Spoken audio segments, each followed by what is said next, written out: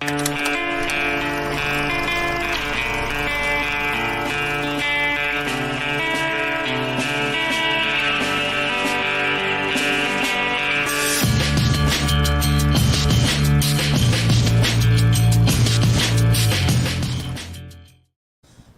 what's up, everybody? Welcome back to the 2022 Garden State Film Festival, celebrating its amazing 20th anniversary year. My name is Ming Chen, and I found some amazing filmmakers here. Could you please introduce yourselves? I'll start over here. My name is Philip Harder. I'm the director of The Claw. My name is Danny Nevitt, and I'm a writer and producer of The Claw. My name is Patrick Riley. I'm a producer of The Claw. Thank you for coming in. I know yesterday you're like, oh man, can we do a quick interview? And we were pretty stacked yesterday, so I want to thank you for coming back. Have you screened yet, when is your screening time? Your block today? We've screened already, so we're looking to let people know it's going to be virtually after this. Okay, which I believe starts tomorrow. Yeah. So you can buy. I think a pass is very inexpensive. I think that's probably how I'm going to watch it as well. So I was stuck here all day. But I was like, wait, there's a movie called The Claw? Like, I didn't even need to know what it's about. The title is amazing. But what is it about? Well, it's about old school professional wrestling. The guy, Baron von Raschke, he's a supervillain. He's the worst of the worst German evil person we all knew as kids.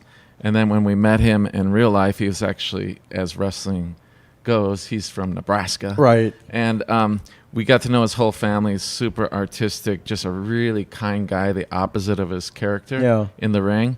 And so it's a story about a really bizarre lifestyle. This one happens to be pro wrestling through a really artistic guy. He's now 80, but he participated in all our recreations in our documentary. Yeah. He put his old red satin robe on and got back in the ring and acted it all out. All right, and I'm sure memories flooded back for him. And I guess you gave him one more shot, right? Yeah, well, he's been always a celebrity in Japan, especially in the Midwest, where his market was Austria, Germany. He's wrestled Madison Square Garden. He's wrestled Andre the Giant hundreds of times. You know, they're friends and all that group. And he brought the old school wrestling knowledge to our film. Right. Really laid it out. And so it's a lot of Super 8, 16 millimeter, 35 millimeter film. Oh, so you mix mediums. Oh, yeah. Okay. And then our own creations as well as punk rock music. I mean, how could you not watch this then? You got all the elements of like a really great time, for sure. It's a riot. Yeah. How'd the screening go yesterday? Excellent. It was amazing. People just got wild. They started wrestling in the seats. We had to shut the screen down at one point. Wow, it got crazy. It then. was insane. Oh, wow, it just fired people out. Where did you guys screen? Was it the Asbury or were you at the Lanes? It was at the Art Center. Oh, the Art Center. I was just over there. I was like, what happened? Was there a riot here? Yeah. Like you see all the broken chairs? Yeah, they're all wooden chairs. Like I was like, were people hitting each other with these? And I guess it turned out that they were. So it inspires that in the audience. Unfortunately, that venue no longer exists. Right. Sorry, everybody. Are all three of you fans of pro wrestling? Because it's huge. I watched it back in the damn old, but Hulk Hogan, Ultimate Warrior, Andre the Giant, George Animal Steel, and then later on, The Rock, Undertaker. Now we got AEW. We got so many. New Japan, Ring of Honor. What is your pro wrestling fandom background? So I'll just quickly respond that I grew up not being a wrestling fan whatsoever. And what's so great about this movie is it really is a much bigger story about kind of family and purpose. Yeah. Both wrestling family and then, more broadly the story about the Raschke family. Right. But Danny is like the ultimate wrestling super fan. So I'm going to let him answer your question. So I grew up in Japan. And yes, I'm Japanese. So I grew up in Japan, and my parents' friends were professional wrestlers, some of them. So go to their houses and stuff. So I grew up around wrestling, and I think I'm more than a fan. I think it's it's your like lifestyle, right? Yeah, like I'm not religious, but kind of. It is a religion. I grew up being religion. Yeah, very influenced by what I saw in wrestling. Right. So it's I don't really follow modern wrestling so much now, and I follow old wrestling. I follow. It's just a part of my life. Yeah, for sure. Yeah. When did you start writing this? Well, the movie was started with home videos that Baron von Raschke's family had. And so Phil, can talk about how this project started. Right. And So you found like basically archival footage. Yeah. The family shot Super 8 of wrestlers and family stuff in the early 70s. Some of our stuff goes back to the 50s, 60s. By the time WWE begins, our movie is kind of over, even though we're dealing with modern portion of these people's lives, their retirement lives. But I started shooting the Baron von Raschke in the mid-90s. I cast them. I make music videos. Yeah. So there's a band, Low, from Duluth. They're kind of like a slowcore band. And I cast the Baron von Raschke in that music video. I put him in an Afghan Wigs video, a couple other videos. Oh, wow, okay. So big. And, big. Yeah, and he's really, like, I got to know him and his whole family. And he's got his ear to the ground, you know? He does his wrestling thing.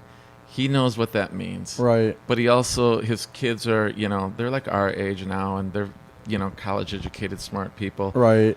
Back in the Baron's day, these guys were Olympic wrestlers. Baron was an Olympic wrestler. Yeah. His mentor, Mad Dog Vachon, for Canada, was a Olympic wrestler. Vern Gagne for the United States. These guys are older than him. They were wrestling in the 1948 Olympics. Okay. And then television was invented. Right. And they took their talents as real wrestlers at that time and turned it into entertainment. Right. And eventually it got more muscle bound and things like that. But this is the old school stuff. Right. And for us, we all like punk music. That's where we got our start with filmmaking, music videos, and traveling in bands and all that.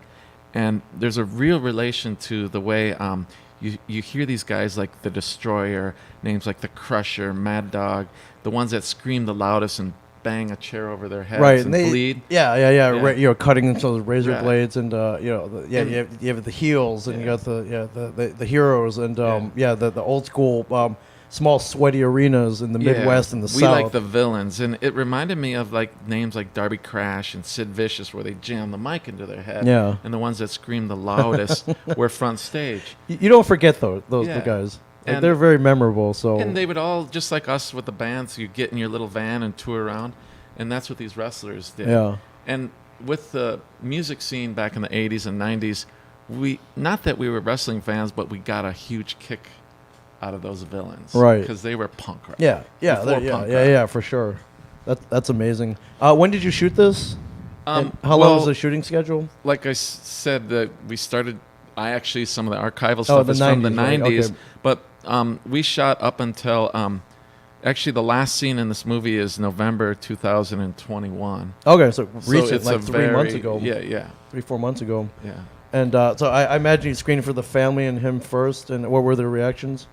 We screened it at a festival where we actually kind of had a test screening, but it was at a festival because we kind of killed two birds with one stone. Right, yeah. And the Baron, now 80 years old, saw it. He really loved it. He hadn't seen a frame of it before then. Okay. But his son, Carl Raschke, he's also a producer, so he's seen every frame.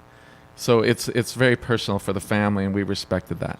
Yeah, it's cool. Now you documented it. It's something they'll have forever. Which I think you did something very important for them, which is also entertaining as well. Is this your first Garden State Film Festivals? No. We had a feature film play here. Was it 2 years ago? So, yeah.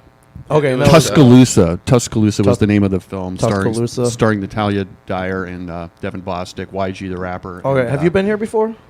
Okay, yeah. How are you finding the experience? I guess I'm a little biased, but this is only my second one actually. But I love what Lauren and Diana built here. But I think this year in particular, though, did you guys go to the cocktail thing on Friday, or did you just? I did not come into town until yesterday. Okay, you guys. I went to Nick Cave on Friday. Nick Cave. Okay. I walked in. They had a cocktail, kind of an opening night gala, and there were 500 filmmakers in there. Amazing. Yeah. Which I was like, I didn't know there were this many filmmakers in the state, let alone at this film festival.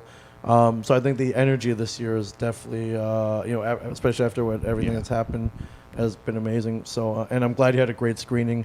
Where to next? Have you submitted? Are you at a lot of festivals this year? We'll probably be going to streaming services at this point once we nail down our distribution. Okay.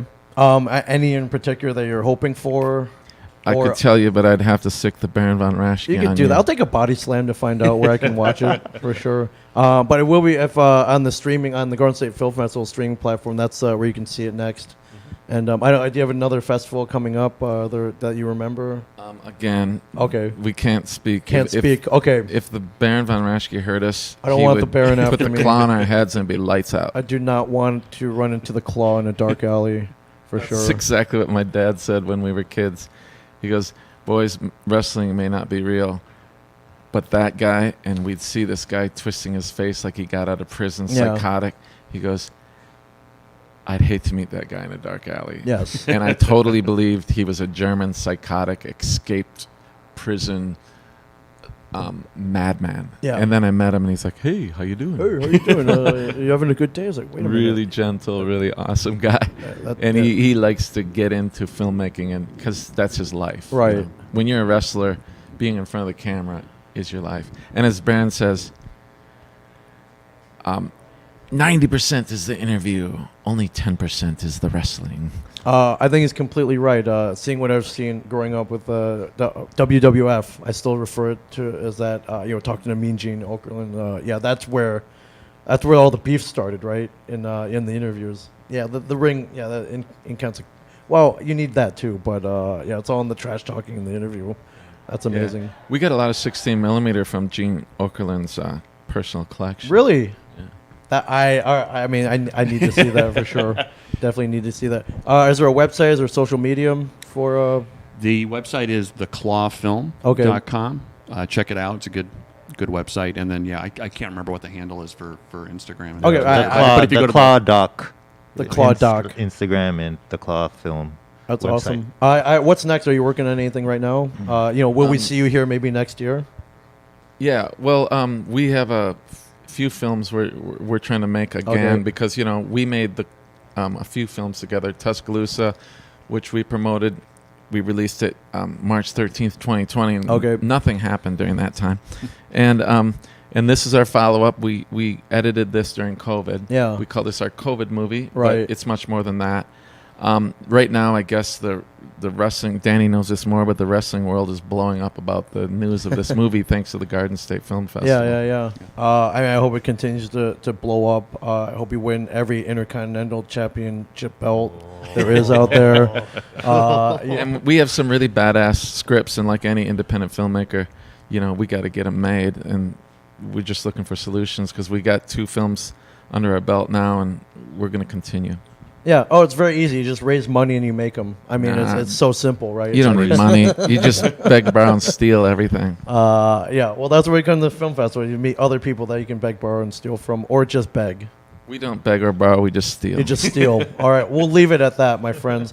Thank you for jumping in. I appreciate your patience. I know you were trying to get in here yesterday. I know you got to take off right now today. I'm glad the screenings went well. And look out, The Claw. My friends, The Claw is coming for you. Thanks, man. Yes, he is. Yeah, for sure. Thank you, guys. Thanks, everybody. Film's rolling all day today, and then up until the awards ceremony, which I believe starts at 6. The Garden State Film Festival continues all day. GSFF.org, everybody. Live it, love it, remember it, or else The Claw might come after you. And also, I want to plug, I heard about a really cool short film called The Parrot. The Parrot, yes. I talked to these guys last night. Yeah, they're cool guys. There's nothing but buzz for The Parrot. It's the one everyone's been trying to get into. Long lines, screaming fans, scalp tickets. If you can get there, you better get there. You should talk to him. Yeah, I think I should. We'll see if we can. I know a guy. Thank you guys so much. Thank you, everybody out there. I'll see you in a bit.